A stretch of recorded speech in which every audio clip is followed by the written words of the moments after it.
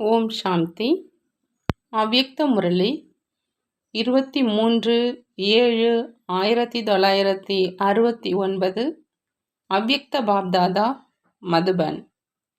வெற்றிக்கு ஆதாரம் பகுத்தறியும் சக்தி.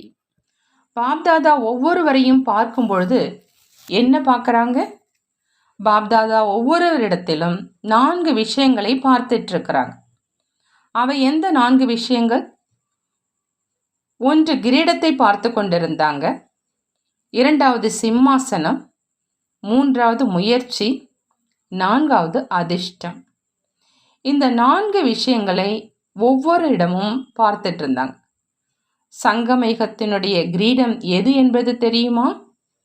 இன்று பாப்தாதா சிம்மாசனதாரி மற்றும் கிரீடதாரி குழந்தைகளுடைய சபையில் வந்திருக்கிறாங்க. கிரீடதாரிகள் தான் இந்த குழுவில் அழைக்கப்பட்டிருக்கிறாங்க. இருந்தாலும் ஒவ்வொருவருடைய கிரீடமானது அவங்கவுங்க சக்திக்கு ஏற்பவே இருக்குது. ஆகவே இந்த சங்கமயுகத்தில் யார் யார் கிரீடதாரி மற்றும் சிம்மாசனதாரியாக ஆகி அமர்ந்திருக்கிறாங்க, யார் யார் பெரிய கிரீடத்தை அணிஞ்சிருக்கிறாங்க மற்றும் யாரெல்லாம் சிறிய கிரீடத்தை அணிஞ்சிருக்கிறாங்க, கிரீடத்தை சதா தலையில் வச்சிருக்கிறாங்களா அல்லது அவ்வப்பொழுது கிரீடத்தை ஒதுக்கி வைத்து விடுறாங்களா அப்படிங்கிறத பார்த்துட்டு இருந்தாங்க. நீங்கள் எல்லோரும் தன்னைத்தான் அறிஞ்சிருக்கீங்க இல்லையா? ஏன்னா அனைவரும் தேர்ந்தெடுக்கப்பட்ட ரத்தனங்கள். ஆகையினால இந்த அறிமுகம் நிச்சயம் தெரிஞ்சிருக்கும். தனது முயற்சி மற்றும் அதிர்ஷ்டத்தை அறிஞ்சிருக்கீங்களா? நீங்கள் தன்னை முழுமையாக அறிய முடிகிறதா? உதாரணமாக, நீங்கள் அட்வான்ஸ் பார்ட்டியில் செல்றீங்க அப்படின்னு வச்சுக்கிங்க. இப்பொழுதே உங்களுடைய முயற்சியின் அனுசாரம் உங்களுடைய அதிர்ஷ்டம் என்னவாக இருக்கும் என்பதை புரிஞ்சிருக்கீங்களா? தன்னுடைய நிகழ்கால முயற்சி மற்றும் அதிர்ஷ்டத்தை அறிஞ்சிருக்கீங்களா? எப்பொழுது தன்னை அறிய இயலுமோ அப்பொழுதே பிறரையும் அறிய இயலும். இதை அறிந்து கொள்வதற்கான அவசியமும் இருக்கு. ஏன்னா கண்டறியும் சக்தி உங்களுக்கு மிகவும் அவசியமானதாக தேவைப்படுகிறது. அந்த காலம் இப்பொழுது வந்துட்டு இருக்கு. சேவையில வெற்றி பெறுவதற்கான முக்கியமான சாதனமே இதுதான். எவ்வாறு கண்டறியும் சக்தி தீவிரமாகுமோ அவ்வாறு வெற்றியும் கிடைக்கும். முழுமையாக கண்டறியாத காரணத்தினால அவங்களுக்கு என்ன தேவையோ, எந்த ரூபத்தினால் அவங்களுடைய அதிர்ஷ்டம் உருவாக முடியுமோ அந்த ரூபம் அவங்களுக்கு கிடைக்கிறது இல்லை. ஆகவேதான் சேவையில கூட குறைவாகவே வெற்றி கிடைக்குது.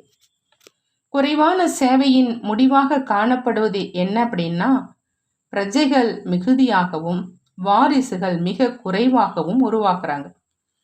நாடியை முழுமையாக பகுத்தறிய முடியாததே வாரிசுகள் குறைவாக உருவாவதற்கான காரணம். நோயாளியை முழுமையாக ஆய்ந்து அறிந்த பின்னரே சரியான மருந்தலுக்கு இயலும் இல்லையா? பிறகு நோயும் அகன்றுவிடும். விசேஷமாக நிமித்தமாக இருக்கக்கூடிய பாண்டவர்களுக்கு எதிர்காலத்தில் வரப்போகிற விஷயங்களை கண்டறியும் சக்தியும் வேண்டும், நிர்ணயம் செய்யும் சக்தியும் வேண்டும். நிர்ணயத்துக்கு பிறகு நிவாரணம் செய்யும் சக்தியும் தேவை. அப்பொழுதுதான் எதிர்கொள்ள இயலும். மேலும் எதிர்கொண்ட பிறகு யஜ்யத்தினுடைய பிரத்யட்சத்தாவின் வெற்றியை அடைவீங்க. உங்களை பாபா எதற்காக அழைச்சிருக்கிறாங்க? கணக்கிடப்படுகின்றது இல்லையா? ஏணிப்படியில் இறங்குவது மற்றும் ஏறுவதற்கான ஞானத்தை கற்பிக்கவே அழைச்சிருக்கிறாங்க. இப்போது எந்த விஷயத்துல இறங்கணும் மற்றும் எந்த விஷயத்துல ஏறணும்? பெரியவர்களாக ஆகிட்டீங்க. பெரியவர்கள் ஆன பிறகு குழந்தை ஆவதற்கான ஏணியில இறங்க வேண்டியது வரும் பொழுது உடனடியாக இறங்க முடியல. ஒரு வினாடியில எஜமானராகவும் அடுத்த வினாடியில குழந்தை ஆவதற்கான அவசியம் இருக்குது. எங்கு குழந்தை ஆக வேண்டுமோ அங்கு எஜமானனாக ஆவதாக கொஞ்சம் தெரிகிறது. நேரத்துக்கு ஏற்ற சொரூபத்தை எவ்வாறு கொண்டு வரணும் அப்படிங்கிறத கற்பிப்பதற்காகவே அழைக்கப்பட்டிருக்கீங்க. உதாரணமா, நீங்கள் ஒரு குழுவில் இருக்கீங்க அப்படின்னா, குழுவில் ஏதாவது ஒரு விஷயம் பற்றி கலந்து ஆலோசிக்கும் பொழுது கருத்தை தெரிவிக்கும் நேரத்துல தலைவனாகி கருத்தை தெரிவித்தல் மிக நன்று. ஆனா குழுவில் நிமித்தமாக ஆகியிருக்கும் சகோதரன் அல்லது சகோதரி முடிவெடுக்கும் சமயத்துல தனது புத்தியை முற்றிலுமாக குழந்தை நிலைக்கு கொண்டு வந்து விட வேண்டும். குழந்தை நிலையினுடைய தகுதி என்ன? தலைவனாகி கருத்தை சொல்லும் பொழுது உத்வேகத்துடன் சொல்வீங்க. பிறகு குழந்தை நிலையில் முற்றிலும் சங்கல்பம் அற்றவர்களாக ஆகிடுவீங்க. இவ்விதம் குழுவுடன் இருக்கும் பொழுது நிமித்தமானவர் முன்பு எஜமானனுக்கு உண்டான புத்தியுடன் ஆலோசனை வழங்கிய உடனேயே குழந்தை நிலைக்கு புத்தியை மாற்றிடணும். இதில்தான் நன்மையும் இருக்கு. ஆனால் எஜமானனாகவே மட்டும் இருந்தால் அதனுடைய முடிவு என்னவாக இருக்கும்? ஒன்று நேரம் விரயமாகி விடுகின்றது மற்றும் சக்தியும் வீணாகி விடுகின்றது. மேலும் ஒருவருக்கு ஒருவர் அன்பு செலுத்துவது என்பது அதிகரிப்பதற்கு பதிலாக குறைந்து போவதற்கு வாய்ப்பு இருக்குது. ஆகவே நீங்கள் எவ்வாறு பொறுப்புகளை பெறுவீர்களோ அதே மாதிரி நீங்கள் இந்த ஏணியில ஏறுவதும் இறங்குவதும் கூட அவசியமானதாக இருக்கும். ஆகவே எதிர்கால சேவையின் வெற்றிக்காக முன்கூட்டியே இந்த படிப்பினை அளித்து கொண்டிருக்கிறாங்க. நீங்கள் அனைவரும் அனுபவிகளே. காலத்துக்கு ஏற்ப சிறியவர் பெரியவராகி அனைவரும் தன்னுடைய சக்தி மற்றும் சுய பெருமையை தக்க வைத்து கொள்ள முயற்சிக்கிறாங்க. வருங்காலத்தில் இந்த பிரச்சனை கொஞ்சம் அதிகமாகவே எதிரில் வரப்போகுது. ஆகையினால நிமித்தமாக ஆகியிருக்கிறவங்க மிகவும் பணிவான குணமுடையவங்களாக ஆகணும். பணிவு அப்படின்னா தனது மதிப்பு மரியாதையையும் தியாகம் செய்வது. தியாகத்தினால் மேலும் அதிக பாக்கியம் கிடைக்கும். எந்த அளவு தியாகம் செய்வீங்களோ அந்த அளவு அதிகமாக உங்களுக்கு சுய பெருமை கிடைக்கும்.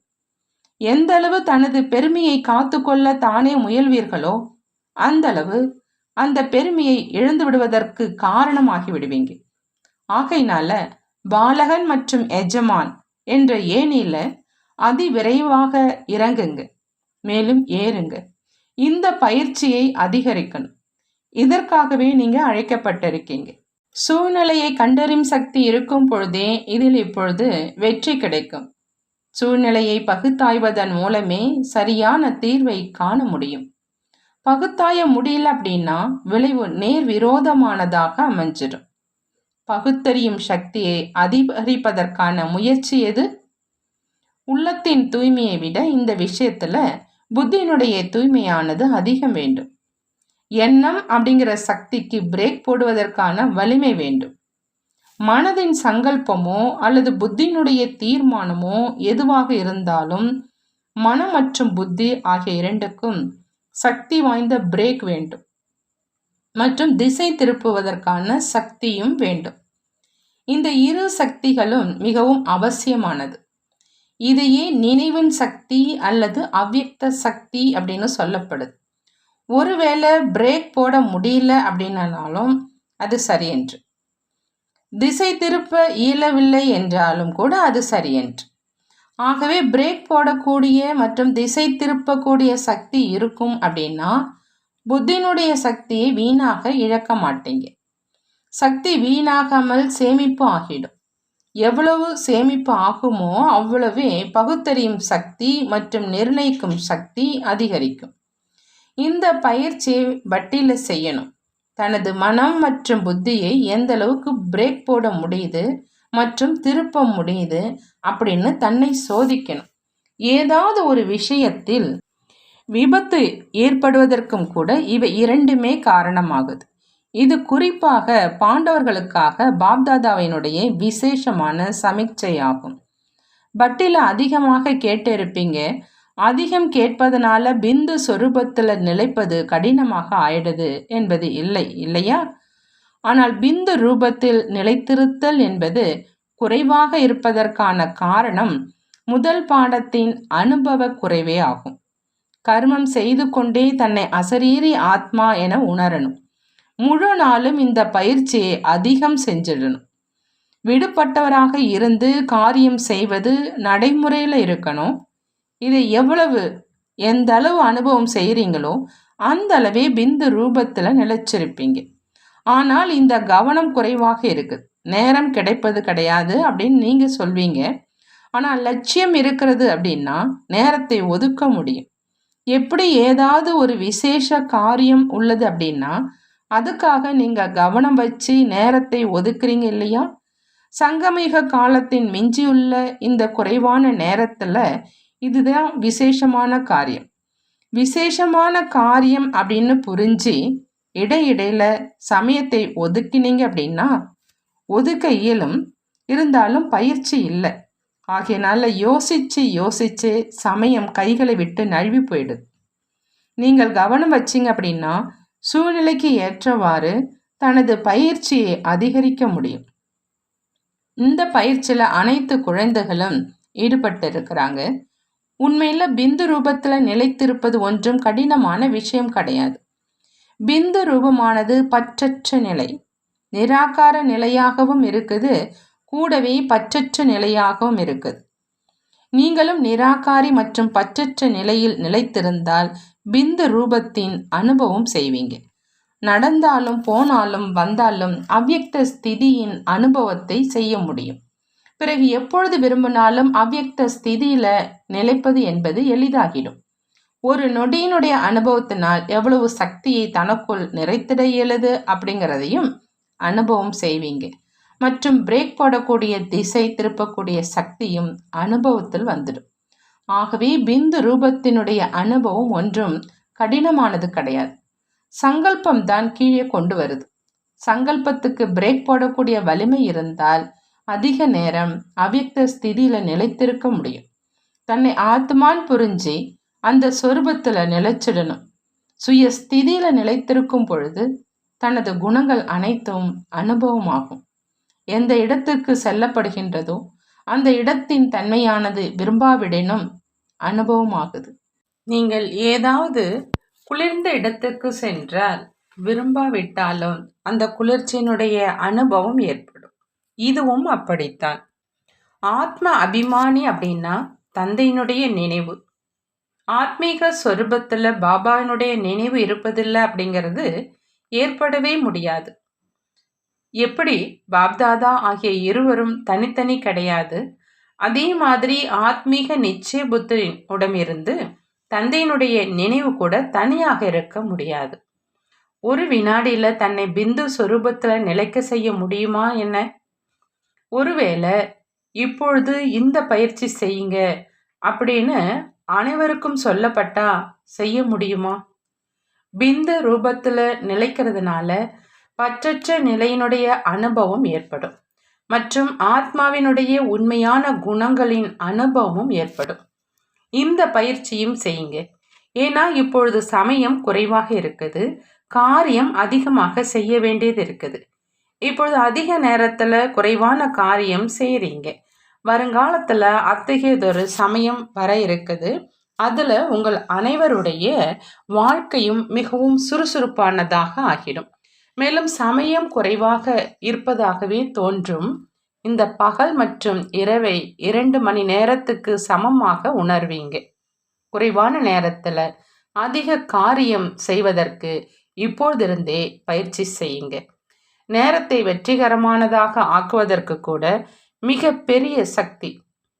எப்படி தனது சக்தியை வீணாக்குவது அப்படிங்கிறது சரியானது அன்றோ, அதே மாதிரி சமயத்தை வீணாக்குவது கூட சரியானதன்று.